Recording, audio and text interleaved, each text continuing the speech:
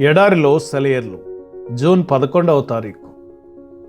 ప్రభువు యొక్క దాసుడు అందరి ఎడల సాధువుగా ఉండవలెను. 2వ తిమోతి 2వ అధ్యాయము 24వ వచనం నుండి 26వ వచనం వరకు. దేవుడు మనల్ని లొంగదీసి స్వాధీనపరుచుకొని మనలోని అహంకారాన్ని నరికేసిన తరువాతే మనకి క్రీస్తు ఆత్మ సంబంధమైన దివ్య దర్శనాలు కలుగుతాయి. అప్పుడు మనం ఇంతకు ముందు ఎన్నడూ లేనంత సాధువులుగా మారి ఈ నరకప్రాయమైన లోకంలో సాత్వికాన్ని వెదజల్లుతాం. ఆత్మ సంబంధమైన దీన మనస్సు తనంతట తానే మన మనస్సుల్లో నాటుకోదు. మనం తగ్గింపు స్వభావం అంటే ఏమిటో అర్థం చేసుకొని మన ప్రవర్తనలో నమ్రతను అలంకరించుకొని మన తలంపుల్లో దానిని జాగ్రత్తగా పోషించుకుంటూ వస్తే గాని సాత్వికం మన అంతరంగంలో నిలకడగా ఉండదు. వినయపూరితమైన ప్రతి లక్షణాన్ని మొదట మనం గట్టిగా చేపట్టాలి. ఆ పైన ప్రార్థనాపూర్వకంగా దాన్ని అలవాటు చేసుకోవడానికి పట్టుదల కలిగి ఉండాలి.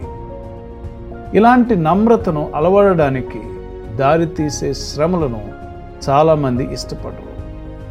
మనకు సాత్వికం రావాలంటే ముందుగా మనం చనిపోవాలి. అంటే అహాన్ని నిజంగా విరగ్గొట్టి నలగ్గొట్టేయాలి. అది హృదయాన్ని పిండేసి మనస్సును ఆక్రమించుకుంటుంది. ఈ రోజుల్లో మానసికంగాను తార్కికంగాను మనం అలవర్చుకునే పరిశుద్ధతలు కొన్ని ఉన్నాయి. ఇవి కట్టుకథల్లాంటివే. ఇది ఎలాంటిదంటే మానసికంగా ఒక అర్పణను బలిపీఠం మీద పెట్టి అది పరిశుద్ధమైపోయిందని లోలోపల అనుకొని తద్వారా తాను కూడా పరిశుద్ధుడినైపోయానని తేల్చుకోవడం లాంటిది. అలాంటి వ్యక్తులు వదరబోతుల్లాగా తేలిక హృదయాలతో తేలిక మాటలతో దేవుని రహస్య జ్ఞానాల గురించి కబుర్లు చెప్తూ తిరుగుతుంటారు.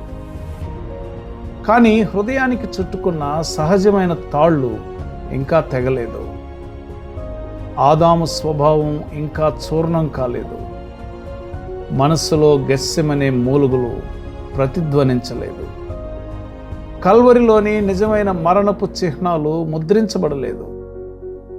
తెరచిన సమాధిలో నుండి హాయిగా మెల్లగా చల్లగా మృదువుగా విజయవంతంగా తీయగా నలుదెసలా వ్యాపిస్తూ తేలి వస్తున్న జీవం మనలో నివసించాలంటే యేసుక్రీస్తులా మనం కూడా దీనులమైపోవాలి.